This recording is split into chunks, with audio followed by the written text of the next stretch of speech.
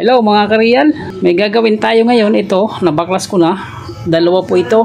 Dinala ng ating isang subscriber. Ayan po. What's up mga kareel? Alfie. Ayan po. Solid dito, magpapagawa kayo dito lang sa May Palmer. Anong probinsya nyo? Sa Ilocos. Oh, shout out sa mga taga Ilocos dyan. Isa niyang ginawang electric fan. No joke, 3 years na hanggang ngayon gawa pa rin. Ayun. Kaya dito ako magpapagawa talaga. Ito po ang gagawin natin mga kareel. Ito po ay mga stand fan. Ang sira po nitong isa ay thermal fuse. Nag-cut off ang thermal fuse nito dahil nagsikip po yung shafting na tuyuan. Shafting at bushing po na tuyuan. Ito, lalangisan natin yan, lilinisin lang. Ito, napalitan ko na ng thermal fuse. Kung gusto nyong makita kung paano kung magkabit ng thermal fuse, may video po akong ilalagay dyan sa baba. Nandyan po ang link sa description box. I-click nyo lang po yung link dyan. Itong isa naman ay nag-stack up lang naman ang push button switch nya. Ayan. Yan po ay aayusin lang natin mamaya. Isusunod natin dito sa naunang ginawa natin. Bali, dalawa po ang dala niyang electric fan. Mainit kasi ngayon, kaya gamit na gamit. Shout out po sa lahat ng aking mga subscribers dyan na laging nakasuporta at nanonood, nakabang sa aking mga ginagawang mga videos. Maraming salamat po sa inyong lahat. Sa lahat po ng mga hindi pa nakasubscribe, mag-subscribe na po kayo sa aking munting channel. Ito po ang aking munting channel. Real life, Big S, real vlog. Expresses the reflections of a common worker, driver, technician, and a barber. Maraming salamat po at hindi kayo bumibitaw sa panunood. Tuloy na po natin gawin ito dahil ito po naman ay naikabit ko ng thermal fuse. Ayan. So ngayon po ay lilinisin na po natin yung shafting bushing at ibabalik na natin sa dati nilang mga pwesto dahil yun lang po ang diferensya nito. Nag-cut off ang thermal fuse dahil natuyuan yung bushing. Ayan, napapansin nyo? Tuyong-tuyo po siya. Lalangisan lang po natin yan.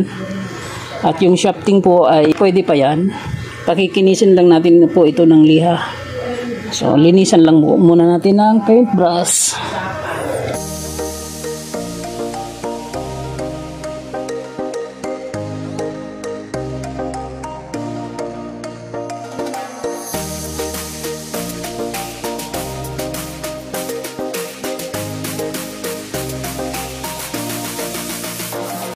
Tapos ibabalik lang po natin yung kanyang blower. Ito.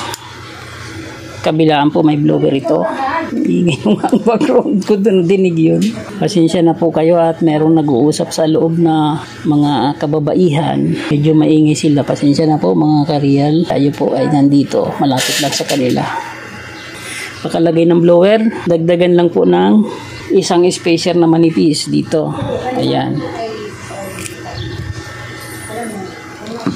Para saan yan yung spacer?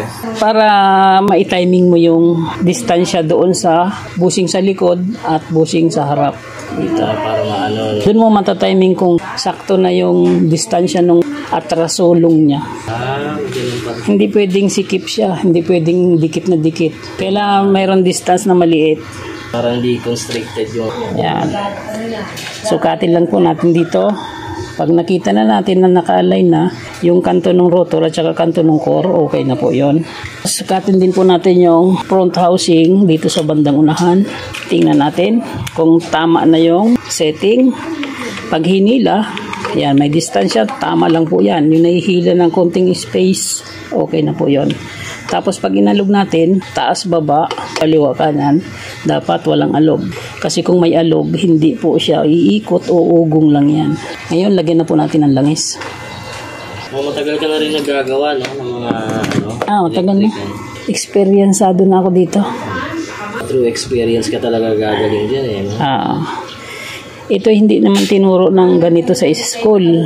Talagang natutuhan ko ito nung self-study lang ang ginagawa ko. Diskarte, sa experience mo na matututunan.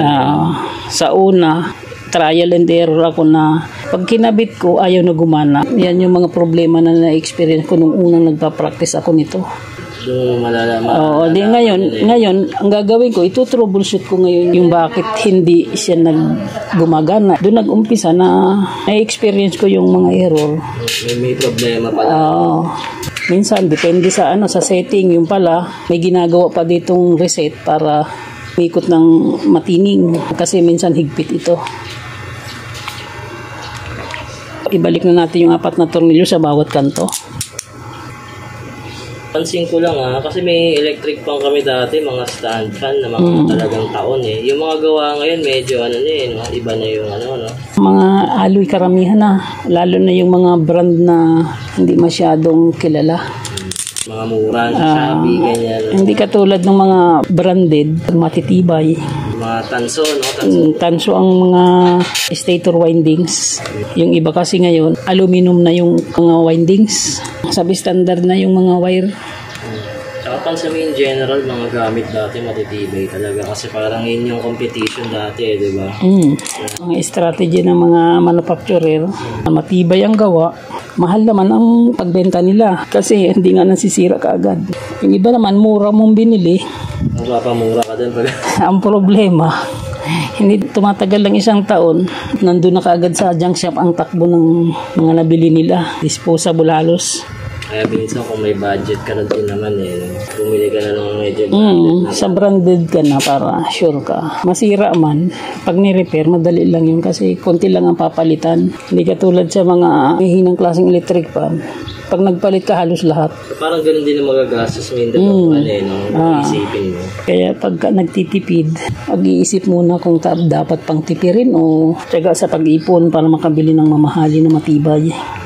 Ayan mga kareal, natapos na po natin yung mga parts na kinabit natin. Ngayon pwede na po nating ibalik yung mga cover.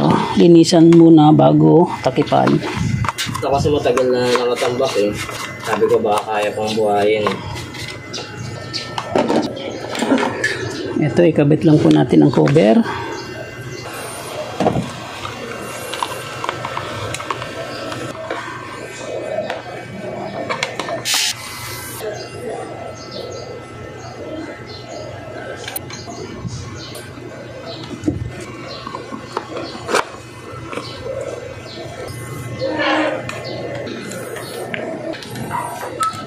Hindi na naikot ko yung pwersa ng anak ko. Ano, pagupit? Pagupit ko Saglit lang, kabit ko lang to.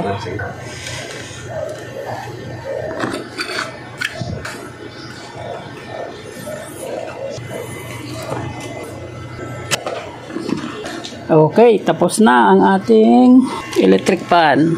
Testingin po muna natin ito. PT nuts number 1. Ayan mga kareal, gumagana na number 1. Number 2, gumagana, nagsiswing na rin. Ang sira po nito ay thermal fuse. Pinalitan lang po natin ito. Nag-cut off siya at ang kanyang shafting at bushing ay masikip dahil natuyuan ng langis. Ganun lang po ang solusyon mga kareal sa electric fan na ito. Kung may electric fan kayo na ganito ang sira, subukan nyo na i-check yung thermal fuse, baka cut off din. Palitan nyo lang yun. Kung sakaling gusto nyo makita kung paano ang pagkabit ng thermal fuse, may mga video po akong ilalagay dyan sa description box. I-click nyo lang po yung link. Okay natin sa number 3. Lalo na lumakas. Okay na yan. I-off natin. Okay, ganun lang mga kareal. Tapos na yung isa. May isa pa. Mamaya natin itutuloy yung isa dahil may customer po tayo sa labas. Ayun. Magpapagupit po yun. Kaya itutuloy natin yung isa mamaya. Isa lang po yung natapos natin. Budget po ang oras dahil tayo po ay maraming gawain. Hindi lang po tayo nagre-repair. Tayo po ay nagugupit at namamasada pa ng tricycle. Anong masasabi mo, sir? Thank you. Maraming salamat at di na ako may initan. Sobrang init ngayon. Ayan. Itong isa, balikan mo na lang mamaya. Saglit lang naman gawin yan. Okay, sige. Pagtapos ng gupit, pwede ko nang gawin yan. Okay. Pag walang kasunod na nagpagupit. Okay. Mamaya na rin ang bayad pagkuha mo ng isa. Okay, sige. Okay, thank you. Shout out. Okay. Shout out mga kareal. Thank you po. Tara. Mamaya na lang tong isa. Balikan mo na lang mamaya. Okay, gupit muna tayo mga kareal. Shout out sa mga taga Mindoro dyan. Ito po, taga Mindoro po ito, mga ka-real. Magpapagupit. Malayo ang pinanggalingan. Mindoro pa ang pinanggalingan. Tinatayo ko dito, kaya magaling magupit.